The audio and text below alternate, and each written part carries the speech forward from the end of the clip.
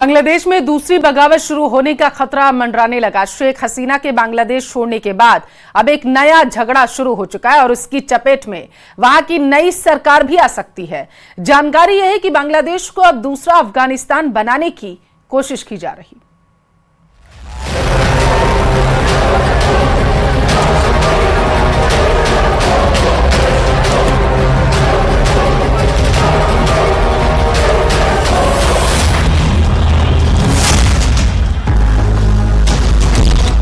हिंदुओं पर हिंसा, बारूद बना बांग्लादेश।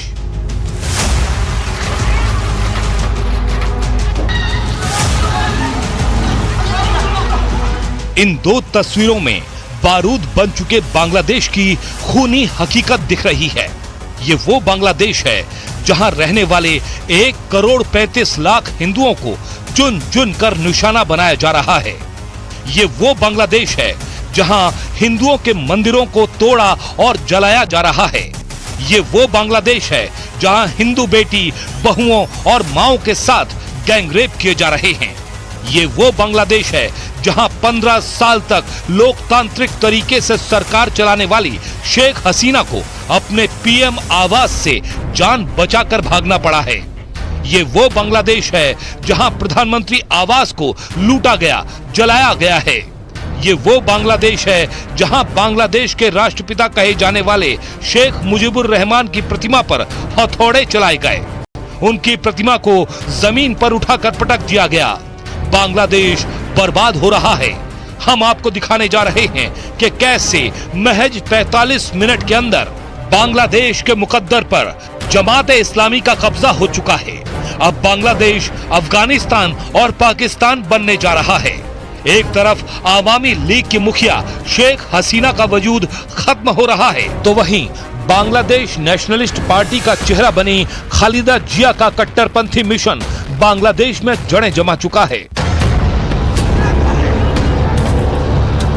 5 अगस्त 2024 के बाद से पूरा बांग्लादेश बदल चुका है। राजधानी ढाका पर जमाते इस्लामी से जुड़े कट्टरपंथी छात्र नेताओं का कब्जा है। अंतरिम सरकार के मुखिया बने मोहम्मद यूनुस हिंदुओं पर हो रहे हमलों को रोक नहीं पा रहे हैं।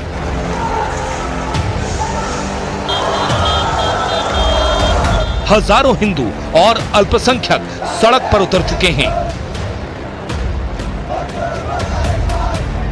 घबराए और गुस्से से भरे हिंदुओं के प्रदर्शनों की तस्वीरें साबित कर रही हैं कि बांग्लादेश में अब किसी का भी कंट्रोल नहीं है। এখানে পোলাপান আইছিল, গ্যাঞ্জাম হয়েছিল, পরে আমি ওদিকে দাঁড়াইছিলাম। প্রথমে পুলিশে গুলি করছিল, পরে দেখে আর পারতাছে না, অনেক মানুষ আইসা পড়ছে, তো পরে পুলিশে দিকে গেছে। जरा देखिए कहां-कहां हिंदू बांग्लादेश में प्रदर्शन कर रहे हैं। बांग्लादेश में सबसे बड़ा हिंदुओं का प्रदर्शन ढाका में हो रहा है। ढाका से प्रदर्शन की 2 तस्वीरें आई हैं। वहीं चटगांव में हिंदुओं की भारी भीड़ ने हिंसा रोकने के लिए प्रदर्शन किया। प्रदर्शन कर रहे हिंदुओं का साफ कहना है कि बांग्लादेश सभी का है, किसी एक धर्म का नहीं। प्रदर्शनकारियों ने हिंदुओं की सुरक्षा के लिए कदम उठाने की मांग की है। पंचगढ़, गोपालगंज में जबरदस्त प्रदर्शन कर रहे हैं हिंदू। बेहद गुस्से से भरे हिंदुओं ने प्रदर्शन के दौरान जमकर नारेबाजी की।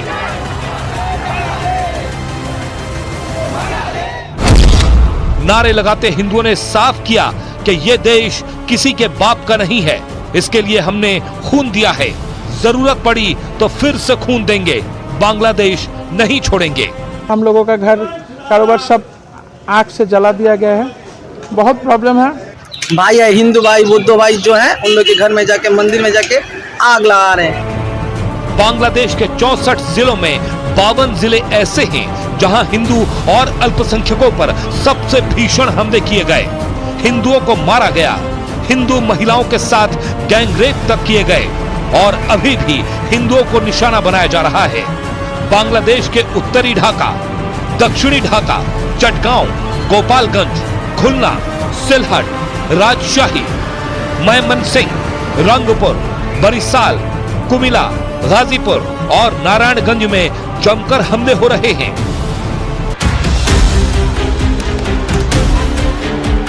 बांग्लादेश इस वक्त पूरी तरह से पाकिस्तान के खुफिया एजेंसी ISI और जमात इस्लामी की कठपुतली बन चुका है। यही वजह है कि कुछ कट्टर मौलाना बांग्लादेश में हिंदुओं के नरसंहार को लेकर भड़काऊ नारे और बयानबाजी कर रहे हैं। बांग्लादेश में शेख हसीना के इस्तीफे के बाद हिंदुओं पर हो रही हिंसा पर कट्टरपंथी मुसलमान बेहद खुश हैं। जरा देखिए, खुद को इस्लामिक विद्वान बताने वाले अबू नज्म फर्नांडो बिन अल इस्कंदर ने बांग्लादेश से हिंदुओं को समाप्त करने की अपील की है। इस अपील को लेकर मौलाना ने एक्स पर ट्वीट किया है।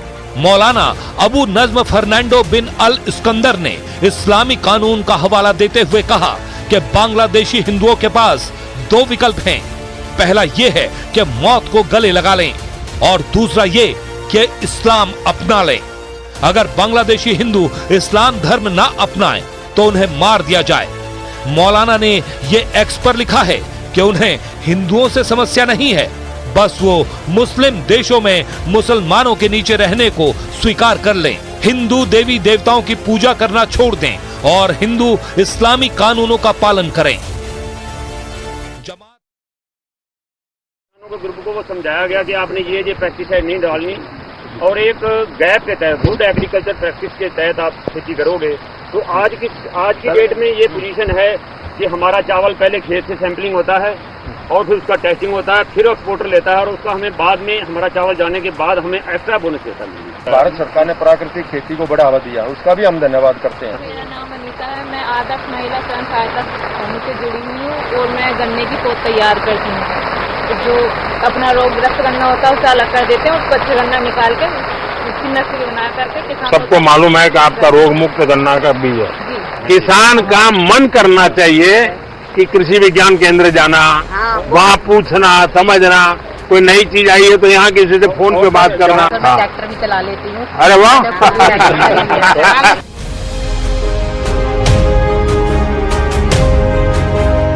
किसान सम्मान निधि है, इसका तो कहना ही क्या है, और सिंचाई से भी जो है। आज हिंदुस्तान के कोने कोने से जब मैं सूचना सुन रहा हूं ना कि किसान खुद अपनी धरती माँ की चिंता करने लगा है, वो भी मानने लगा है कि भाई ये उर्वरक, ये फर्टिलाइजर, ये पेस्टिसाइड्स, ये दवाइयाँ सब तबाही कर रही है और वो प्राकृतिक खेती की तरफ मुड़ रहा है। और मैं देख रहा हूं जब किसानों ने प्राकृतिक खेती की कमान संभाल ली है तो परिणाम बहुत बड़ा आएगा। मैंने तो पहले ही कहा था भाई तीसरे टर्म में मैं 3 गुना रफ्तार से काम करूंगा और यही तो 3 गुना रफ्तार है जब आज करीब करीब 109 वैरायटीज किसानों के चरणों में रखते हुए किसको आनंद नहीं होगा। इससे पहले क्या होता था कि ये जब उद्घाटन होते थे नई किस्मों के बीज के, तो कहीं ऑडिटोरियम में बैठ के और अपना रिबन कट जाता। पहली बार हुआ किसान बुलाए और किसानों से पूछा, मुझे यकीन नहीं था कि वो इतना डीपली जाके पूछेंगे। उन्होंने बहुत अच्छी बातें पूछी। प्रधानमंत्री जी ने इतनी योजनाएं चलाई हैं और जैसे कि किसान है, महिलाओं के लिए बहुत कुछ किया है और एक महिला शक्ति को आगे बढ़ने का, आगे निकलने का मौका मिला है। उन्होंने जब से सीरियन के बारे में बताना शुरू किया कि मिलेट्स खाइए, वो अपने बारे में बताते कि मैं मिलेट्स खाता हूँ, इसके ये फायदे हैं, तो लोगों के प्रति उसकी थोड़ी जागरूकता बढ़ी है और इससे क्या हुआ कि जब डिमांड बढ़ी है तो किसानों ने इसको उगाना भी शुरू किया है। कि हमारे प्रधानमंत्री जी बहुत दूरंदेशी सोच के और लोगों से थोड़ा आगे के सोचने वाले। प्रधानमंत्री जी ने कहा भी कि जब तक कि किसान और साइंटिस्ट आपस में नहीं मिलेंगे तो वो लैब में रह जाएगी नॉलेज और वो उसकी फार्म पे रहेगी। हमारा देश आत्मनिर्भर बनेगा, महिलाएं आत्मनिर्भर बनेंगी, किसान भाई अपने आप में सक्षम होंगे, तो ये बहुत अच्छी पहल है। पहले ऐसा किसी ने भी नहीं किया। तो उन्होंने महिलाओं को स्पेशली इतना प्रोत्साहन दिया कि वो आगे आएं और जब प्रधानमंत्री जी कहते हैं तो लोग भी अपनी घर की महिलाओं को ये मौका दे रहे हैं कि वो जाएं और काम करें।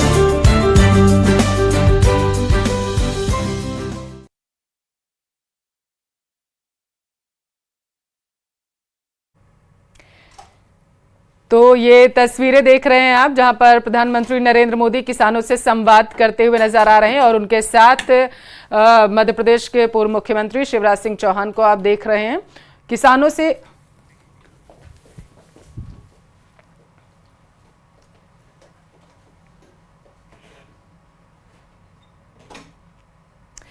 इस बीच कोलकाता में महिला डॉक्टर की हत्या पर प्रदर्शन तेज हो गया है। नाराज डॉक्टरों का संगठन हड़ताल पर है। तो इस मामले में बीजेपी ने ममता सरकार पर एक बड़ा हमला बोलते हुए सीबीआई जांच की मांग की। वहीं पूर्व क्रिकेटर सौरव गांगुली ने भी इस हत्या पर कई तरीके के सवाल खड़े किए। गांगुली ने ममता सरकार को सख्त कार्रवाई करने के लिए कहा है।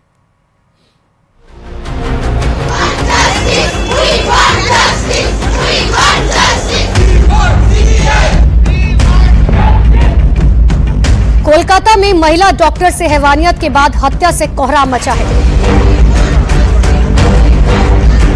लोगों में गुस्सा इस कदर है कि मेडिकल से जुड़े छात्र और स्टाफ सड़क पर उतर आए। कहीं कैंडल लेकर प्रदर्शन हो रहे हैं तो कहीं पर नारेबाजी जताकर विरोध दर्ज कराया जा रहा है। कोलकाता के आरजी कर मेडिकल कॉलेज में 9 अगस्त को एक महिला डॉक्टर का शव मिलने से हड़कंप मच गया। छात्रा के शरीर पर चोट के निशान थे, जिसके बाद पुलिस ने जब शव के पोस्टमार्टम की रिपोर्ट जाहिर की तब कोलकाता से लेकर दिल्ली तक उबाल आ गया और मेडिकल से जुड़े छात्रों का प्रदर्शन तेज हो गया, क्योंकि पोस्टमार्टम रिपोर्ट के मुताबिक महिला के प्राइवेट पार्ट, दोनों आंख और मुंह से खून बह रहा था। साथ ही चेहरे पर नाखून और चोट के निशान मिले। इस दरिंदगी के बाद मेडिकल से जुड़े छात्रों का गुस्सा 7वें आसमान पर पहुंच गया और प्रदर्शन होने लगा। इस मामले को लेकर बीजेपी ने पश्चिम बंगाल की ममता सरकार के खिलाफ मोर्चा खोल रखा है। तो अब महिला डॉक्टरों को इंसाफ दिलाने की मांग पूर्व क्रिकेटर सौरव गांगुली ने कर दी। सौरव गांगुली ने इस घटना को जघन्य बताया और सख्त कार्रवाई की जरूरत को बताया। Very unfortunate, a strict action नेওয়া উচিত। There should be strict action against it. It's terrible, really, really terrible. इसी बीच कोलकाता में महिला डॉक्टर से हैवानियत और हत्या के मामले में बड़ा एक्शन हुआ। आरजी कर अस्पताल के मेडिकल सुपरिटेंडेंट को हटा दिया गया। इस मामले में पश्चिम बंगाल सरकार और कोलकाता पुलिस जहां कार्रवाई में जुटी है, वहीं बीजेपी ने पुलिस पर बयान बदलने का आरोप लगाते हुए सीबीआई जांच की मांग की। वहीं जेएमएम नेता महुआ मांझी ने भी राज्य सरकार को इस मामले में सीरियस रहने को कहा। देखिए, पहले ही मैं बता चुका हूँ, ये बहुत शर्मनाक घटना हुई है, इसकी इंक्वायरी ठीक से होनी चाहिए। हम सीबीआई डिमांड कर रहे हैं, क्योंकि पुलिस पहले बोली थी कि आत्महत्या का केस है, बाद में वही पुलिस बोल रही है कि ये मर्डर है और जिसको अरेस्ट किया गया he is also a part of police administration. तो मुझे लगता है इसका सटीक इंक्वायरी अगर चाहिए तो सीबीआई होनी चाहिए। देखिए, इस तरह की घटना जहाँ भी हो रही है अत्यंत निंदनीय है और चाहे किसी भी स्टेट में हो, वहाँ के सरकार को इसको लेकर गंभीर होना पड़ेगा और जो भी दोषी है उसको तत्काल ढूंढकर कड़ी से कड़ी सजा देनी पड़ेगी। कोलकाता पुलिस ने महिला डॉक्टर की हत्या के मामले में जिस संजय राय नाम के आरोपी को गिरफ्तार किया, दावा है कि उसने अपना जुर्म कबूल कर लिया। पुलिस ने बताया कि आरोपी वारदात के बाद एक अहम सुराग छोड़ गया था और इसी वजह से वो तुरंत पुलिस के चंगुल में फंस गया। पुलिस को महिला डॉक्टर के शव के पास एक ब्लूटूथ हेडफोन मिला था, जिसके बाद पुलिस ने सीसीटीवी फुटेज के आधार पर कुछ लोगों की लिस्ट बनाई। इन संदिग्धों से पूछताछ के दौरान ये ब्लूटूथ हेडफोन आरोपी संजय राय के मोबाइल से कनेक्ट हो गया, जिसके बाद पुलिस ने उसे गिरफ्तार कर लिया और पूछताछ के दौरान उसने अपना जुर्म भी कबूल किया। पुलिस ने बताया कि आरोपी संजय राय एक सिविक वॉलंटियर था और अस्पताल के अलग अलग हिस्सों में उसका आना जाना लगा रहता था।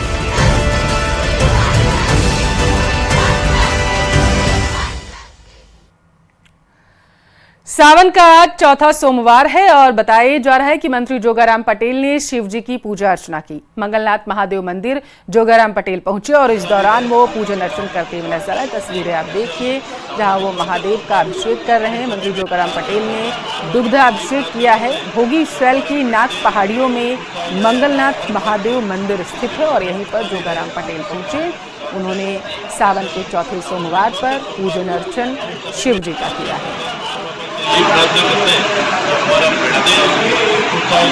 हर भक्त इसके घर में खुशहाली रहे, किसी काम में खुशहाल रहे।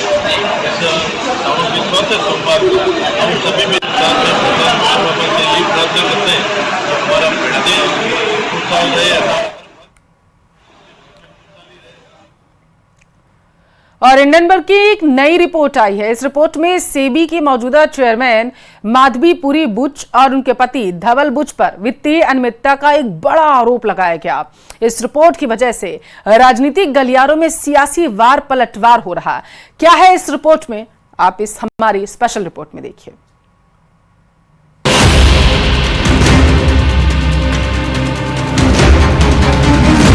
बीते साल अडानी ग्रुप को लेकर अपनी रिसर्च रिपोर्ट जारी करने के बाद अब अमेरिकी शॉर्ट सेलर फर्म हिंडनबर्ग ने नया दावा किया है। हिंडनबर्ग ने अब सेबी चीफ और उनके पति पर गंभीर आरोप लगाए हैं। हिंडनबर्ग के दावे में कहा गया है कि जिस ऑफशोर फंड में अडानी का स्टेक है, उसी ऑफशोर फंड में सेबी प्रमुख माधवीपुरी बुच और उनके पति धवल बुच का स्टेक है।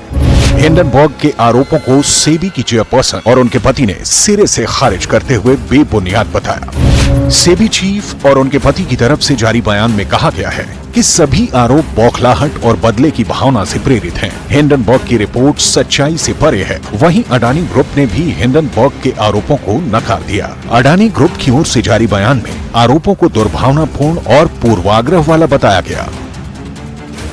हिंडनबर्ग के दावों पर अब सियासत भी शुरू हो गई है। कांग्रेस पार्टी ने सरकार पर सवाल खड़े किए और जेपीसी से जांच की मांग की है। वहीं बीजेपी ने पलटवार करते हुए विदेशी संस्थानों का साथ देने पर कांग्रेस को घेरा। कागज सबके सामने है, उसका जवाब दीजिए। क्या ये ऑफशोर कंपनीज में उनकी इन्वेस्टमेंट्स थी या नहीं थी? ये तो सबके सामने है ना, हाँ या ना का जवाब है। ये तो हम सेबी चीफ से भी कोई सवाल नहीं पूछ रहे, हम गौतम अडानी से भी कोई सवाल नहीं पूछ रहे, हम देश के प्रधानमंत्री से सवाल पूछ रहे हैं। क्या आपकी सरकार, जो कि बड़ी मुस्तैद मानती है अपने आप को, क्या उसको ये जानकारी थी या नहीं थी? ये जॉइंट पार्लियामेंट्री कमेटी से कम में कुछ नहीं मिलेगा। जेपीसी होनी चाहिए, उसी से इन तमाम सवालों का जवाब मिलेगा। जनवरी में हिंडनबर्ग की रिपोर्ट बजट सत्र शुरू होने से ठीक पहले आई थी। कभी रिलीजियस फ्रीडम की रिपोर्ट आती है, कभी किसानों को लेकर कमेंट आता है विदेश से, तो कभी ग्रेटा थनबर्ग का स्टेटमेंट। ये सारे सीक्वेंस जाके देख लीजिएगा, संसद सत्र के दौरान ही आते हैं। और आज बरबस विपक्ष ने जब संसद सत्र का विषय उठाया तो ये और साफ हो गया कि इसका मतलब, ये संदेह बहुत गहरा हो जाता है कि सीमा पार से विपक्ष के कुछ ऐसे तार जुड़े हुए हैं कि भारत के हर संसद सत्र के दौरान एक अव्यवस्था का वातावरण उत्पन्न किया जाए। हिंडनबर्ग का आरोप है कि रेगुलेटरी बदलाव, नियम कानून ऐसे बदले गए जिससे कि सारा का सारा फायदा रीट्स को हो रहा था, और रीट्स में सबसे बड़ा प्लेयर ब्लैकस्टोन था, और ब्लैकस्टोन में माधवी बुच जी के पति धवल बुच जी सीनियर सलाहकार, वरिष्ठ एडवाइजर थे।